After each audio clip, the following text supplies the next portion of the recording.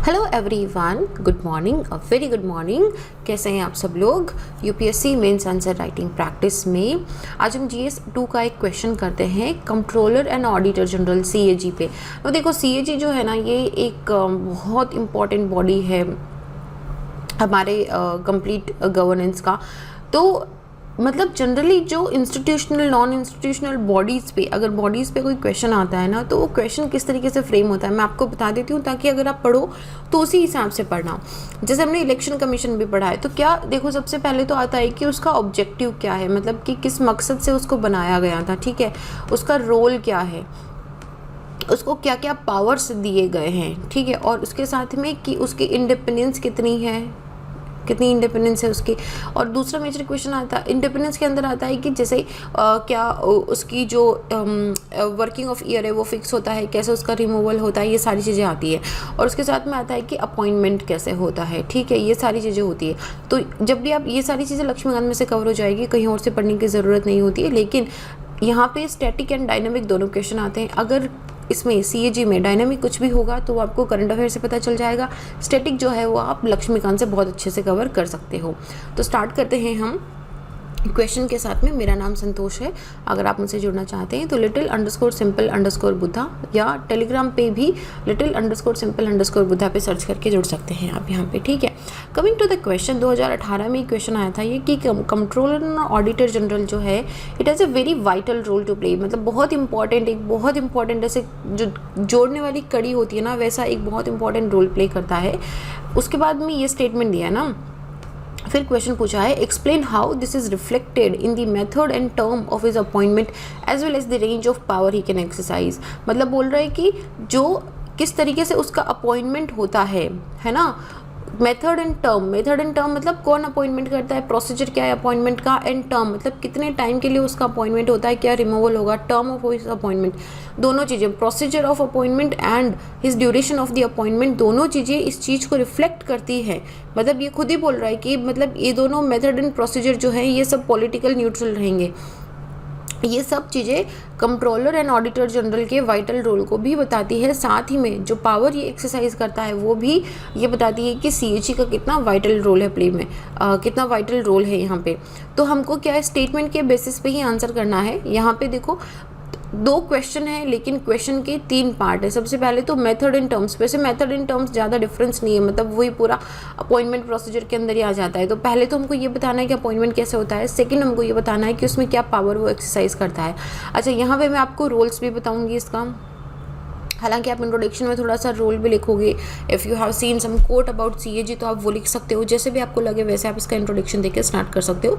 Then in the main body of the answer हम बताएंगे कि क्या मेथड एंड अपॉइंटमेंट प्रोसीजर होता है और उसके कौन कौन से पावर्स होते हैं। आर्टिकल 148 ऑफ कॉन्स्टिट्यूशन जो है ये एक independent controller and auditor general का ऑफिस प्रोवाइड करता है। So this is basically a constitutional body, ठीक है, परमानेंट कॉन्स्टिट्यूशनल बॉडी है। सीएजी को हमारे डॉक्टर अम्बेडकर ने बोला था, BR अम्बेडकर ने बोला था कि CAG shall be the most important office under the Indian constitution. क्यों उसको सबसे इम्पॉर्टेंट, दी मोस्ट इम्पॉर्टेंट चीज़ें एक ही होती है, ठीक है, अमंग दी मोस्ट इम्पॉर्टेंट चीज़ें अलग होती है, दी मोस्ट इम्पॉर्टेंट एक ही होती है, क्योंकि सीएजी जो है it is the guardian of the public purse. सरकार ने कितना पैसा खर्च करा, क्या वो जुडिशियली खर्च करा, क्या वो लॉजिकली खर्च करा, और जितना खर्च करा क्या उस सब के अकाउंट्स में है एंट्री या नहीं है, इन सब का जो गार्जियन है, इन सब का जो चेकर है, इन सब का जो ऑडिटर है वो सीएजी है। और सीएजी को गार्जियन ऑफ पब्लिक पर्स भी बोलते हैं, क्योंकि सरकार के पास पैसा कहाँ से आया, सरकार की चलो मानो कि एक मिंट मीन चल रही है जहाँ पे वो पैसे बना सकते हैं, but that doesn't happen. We are paying our taxes, ठीक है, because we are paying taxes from our own purse and that is why it is being said कि जो CAG है it is guardian of the public purse।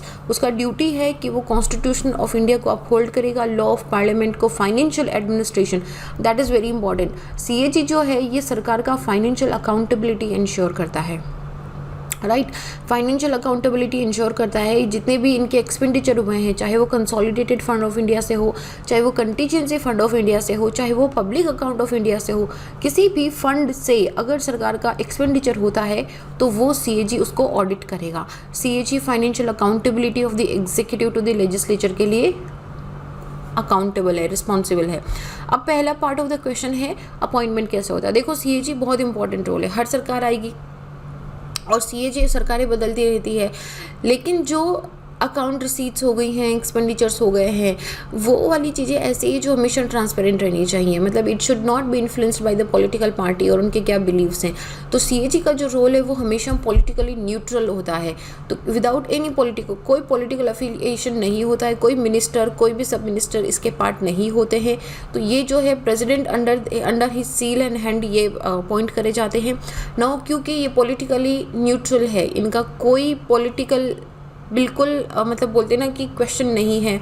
तो इनका जो immunity है that is also against biased removal from the office. मान लो कि CAG सरकार ने अभी लेट्स जस्ट से कि भारत कोष में से कुछ घपला हो गया है एंड CAG उन्हें बहुत बड़ा मतलब पूरा रिपोर्ट ऑडिट है, मीडिया में आ गया है।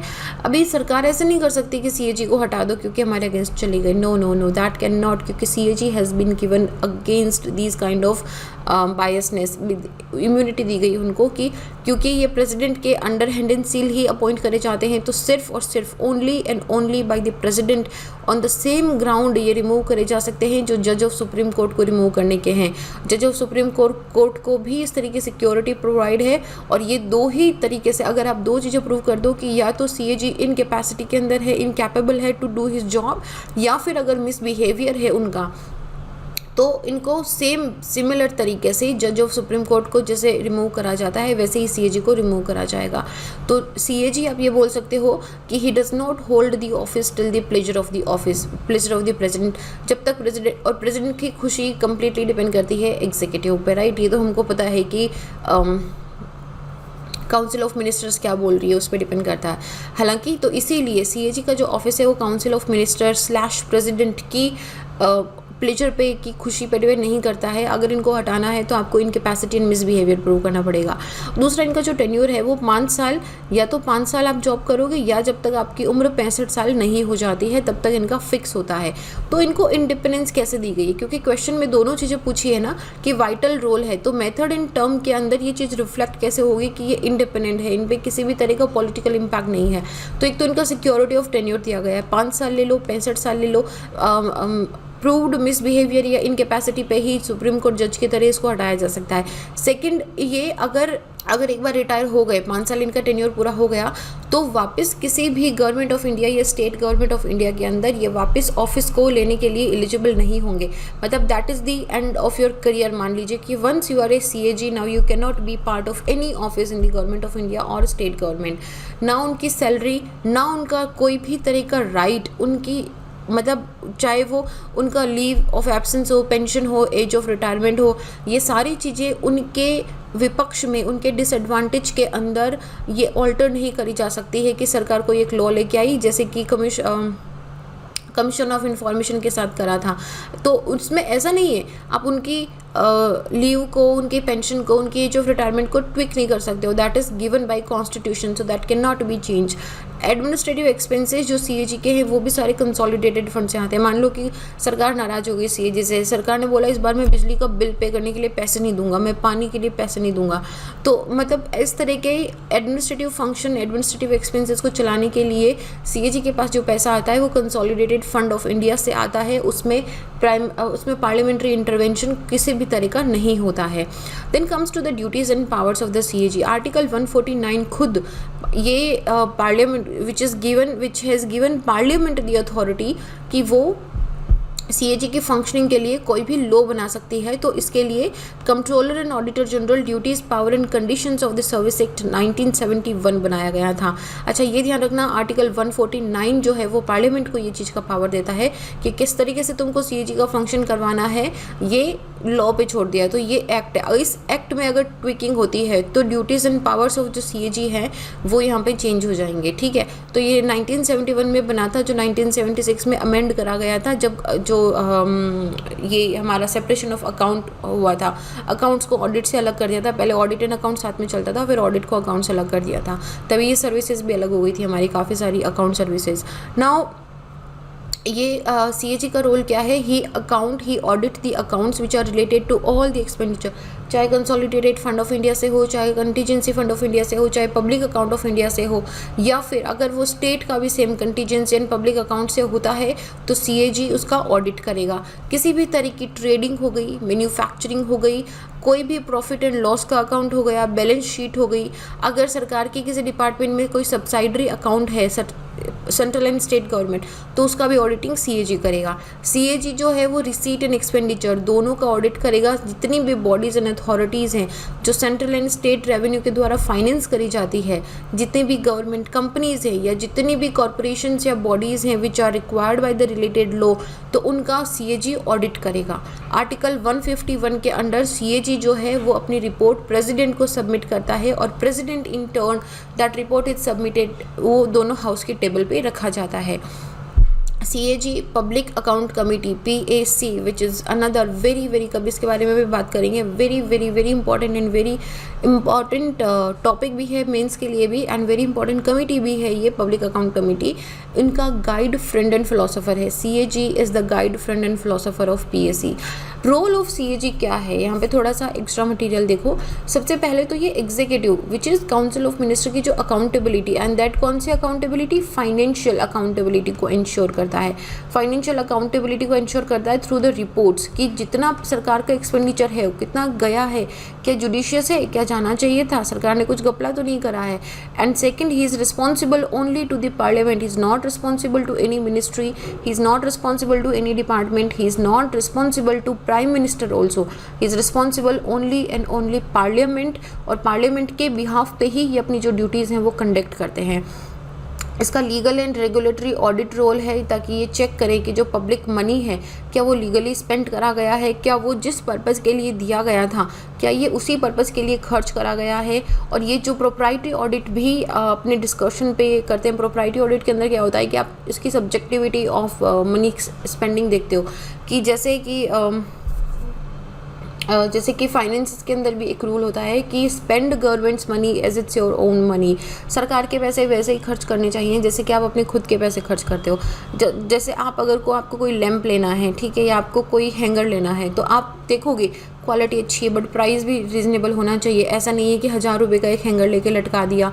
You should be very reasonable. तो यहाँ पे आपका wisdom, faithfulness and economy of the government expenditure को ये देखता है कि क्या किसी भी तरह का बेमतलब का खर्चा या किसी भी तरह की ऐसी चीज़ तो नहीं ली गई है जो बिना मतलब के बेमतलब की हो, ऐसे ही खर्च कर दिया गया हो पैसा। अच्छा, यहाँ पे एक डिफरेंस है इसमें। CAG में जो C है it stands for the controller. Controller का मतलब होता है कि अगर आप पैसा निकलवाते हो तो उससे पहले भी CAG की परमिशन लेनी पड़ती है। CAG जो है ये ऑडिटर का रोल प्ले करता है हमारे यहाँ पे, कंट्रोलर का नहीं करता है। इसका मतलब है कि अगर आप पब्लिक एक्सचेकर का पैसा लेते हो तो आपको CAG की परमिशन की ज़रूरत नहीं है। लेकिन ब्रिटेन के अंदर जो CAG है उनका अप्रूवल नेसेसरी होता है अगर आप पब्लिक एक्सचेकर में से मनी को विड्रॉ करते हो तो। इंडिया में ऐसा ज़रूरी नहीं है।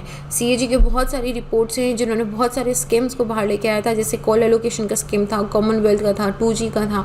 ये सारे इट अनअर्थ, मतलब ये देखो, this is a very important body which told us कि there are some loopholes, there is something wrong which is going on into the financial system of the government and it told us that। तो we can say that CAG का role बहुत ही vital है and इसी वजह से इसको इतनी security of tenure दिया गया है, इसीलिए इसको सिक्योरिटी ऑफ अपॉइंटमेंट दिया गया है, इसको पावर दिए गए हैं। Further definitely there can be given more teeth to the CAG also कि इसमें जो C है कंट्रोलर है उसको भी इन द स्पिरिट लेके आया जाए कि उसको कंट्रोलर भी बनाया जाए, जिससे पब्लिक एक्सपेंडिचर के अंदर और भी ज़्यादा ट्रांसपेरेंसी आएगी, so that you can write in to the conclusion also. So this was our question about the CAG। I hope कि CAG अभी आपका पूरा एकदम अच्छे से क्लियर हो गया होगा, right. So that is it and I will see you guys in the next question. अपना ध्यान रखिए, take care of your mental health, physical health, drink enough water, stay happy. I will see you guys in the next. जय हिंद।